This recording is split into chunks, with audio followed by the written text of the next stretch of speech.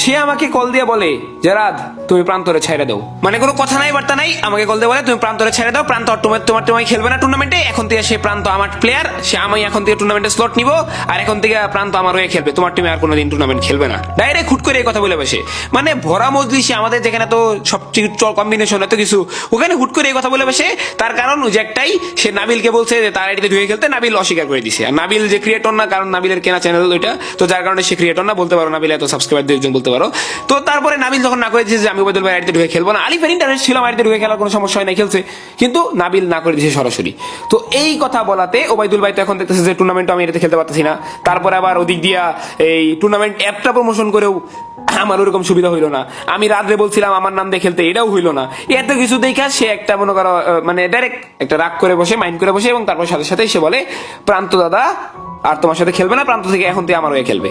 এটা কিন্তু ওবাইদুল ভাই বলে, এটা কিন্তু কখনো প্রান্ত দাদা আমার বলে নাই যে আমি তোমার হয়ে খেলবো না, সরাসরি ওবাইদুল ভাই প্রান্ত দাদার বলে দেয়। এবং তারপর আর কি আমি জিনিসটা নিয়ে টেনশনে পড়ে যাই যে এখন আমি কই প্লেয়ার পাবো, আলিফের সাথে বসি, সবার সাথে বসি। ধরো এখন আমরা টিমের মধ্যে লেজেন্ডারি প্লেয়ার ঢুকে নাম, তবু কম্বিনেশনের একটা বিষয় আছে। তারপরে ওবাইদুল ভাই অনেক বোঝানো হয় এইভাবে কম্বিনেশনের বিষয়টা নিয়ে, বাট সে কি বুঝবে? সে কি আর টুর্নামেন্ট খেলছে কোনোদিন? সে কি টুর্নামেন্টের কম্বিনেশন সম্পর্কে জানে? সে কি আর র্যাঙ্ক পুশের স্কোয়াডের কম্বিনেশন সম্পর্কে সে বুঝে? সে জানে আইডিতে পেমেন্ট দিব, প্লেয়ার খেলবে, আইডি টপ ওয়ান হবে, এই হচ্ছে কথা। টুর্নামেন্টে যে স্কোয়াড সে বানাইছে, সে নিজে তো খেলতেছে না, সে আইডিতে প্লেয়ার ঢুকাই দিয়া টুর্নামেন্ট চাইতো, এটাই ছিল তার প্ল্যান। কিন্তু এখানে একটা কথা আছে, তারপরে তাকে আমরা অনেক বুঝাই পরে এক পর্যায়ে এমন কথা সে তুলে বসে যে তুমি প্রান্তর জন্য কি করছো? আমি কি কখনো বলবো যে আমি প্রান্তর জন্য এই করছি সেই করছি? আমি বলছি যে না, প্রান্ত আমাদের টুর্নামেন্ট স্কোয়াডের প্লেয়ার, তাহলে এখন প্রান্ত আমাদের হয়ে খেলবে। এখন সে ভিডিওতে বললো কি প্রান্ত নাকি আমার প্লেয়ার, আমি বলছি আমি কখনোই বলি না প্রান্ত আমার প্লেয়ার, আমি বলছি প্রান্ত আমাদের টুর্নামেন্ট স্কোয়াডের প্লেয়ার। এখন তুমি তার টান দিয়ে হুদাই নিয়ে নিবা তার মতের বিরুদ্ধে, তাহলে কি জিনিসটা ঠিক হবে? প্রান্ত যাইতে চাইতেছে না, তুমি তারা জোর করতেছো, তুমি তারা খোটা দিচ্ছ, কি তারা তুমি ফোন কিনে দিচ্ছ, তারা তুমি ইডিট শিখাইতেছো। এখন সে তোমার ফোন তুমি তার কেন কিনে দিচ্ছ? জানি তোমার ভালো কোয়ালিটির ভিডিও দিতে পারে, এবং তোমার আইডি সে খেলে দিচ্ছে একটা নির্দিষ্ট দিন, তার পারিশ্রমিক তুমি তারা দাও নাই, তারপরে তুমি তার ফোন কিনে দিছো, এখনো তোমার আইডি খেলে, যার কারণে তোমার যখন তার টাকা দরকার হয় তো তুমি দিবে না, তো কে দিবে?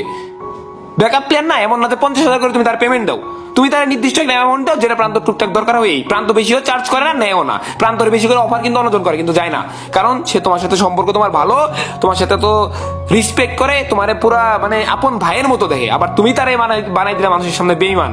ভাই রে ভাই, যে প্রান্তর জন্য আজকে ওবাইদুল ভাই হয়েছে, এখন যদি বলো আমার জন্য তোমার ওবাইদুল 300, কিন্তু এই প্রান্ত না থাকলে ওবাইদুল ভাই হইতো না। এই প্রান্তর গেম প্লে যদি ওবাইদুল ভাই না দিত, এই ওবাইদুল ভাই ভিডিও বানাইতে পারতো? এটা কি তোমরা একবার ভাবছো? এই আবু ওবাইদুল ভাইয়ের উৎপত্তিটা কই থেকে? ভিডিও গুলা কে ছাড়তো? গেম প্লে কার ছিল? এই গেম প্লে না থাকলে কি তোমার ভিডিও দেখতে চাইতা? এডিটরের দাম বেশি থাকে না, যার যে গেম খেলে তার দাম বেশি। ধরো আমি ভিডিও বানাই দিলাম, এডিট করে দিল আরেকজন, তাহলে কি এডিটর বলবে এটা আমার চ্যানেল, আমার সব? চ্যানেল তার হইতে পারে, গেম প্লে তো তার না। যাই হোক, দুজনের অবদান আছে, দুজনের হেল্প করছে, সব করছে। কথা তুললাম এই জন্যই, কারণ এখানে তো অনেক ধরনের ক্যাচার লাগাই দিছে।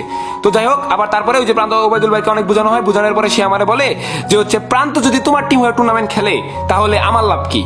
আমার ডাইরেক্ট কথা বলে, কারণ আমি ভিডিওতে প্রান্ত দাদা বলি, তাহলে তো লাভ হচ্ছে প্রান্ত দাদার, আর প্রান্ত দাদার তো কোনো খরচ আমি বহন করি না। প্রান্ত দাদার খরচ যদি আমার খোটা দেয় যে এই মাসে আমি তার 10,000 টাকা দিছি, এই মাসে তার 10,000 টাকা দিছি, এভাবে বলতেছে। কারণ প্রান্ত দাদার খরচ বহন করে ওবাইদুল ভাই, আইডি ব্ল্যাকলিস্ট চলে যায়, তো যার কারণে কিন্তু প্রান্ত দাদা আমাদের কাছে টুর্নামেন্ট খেলতে আসে।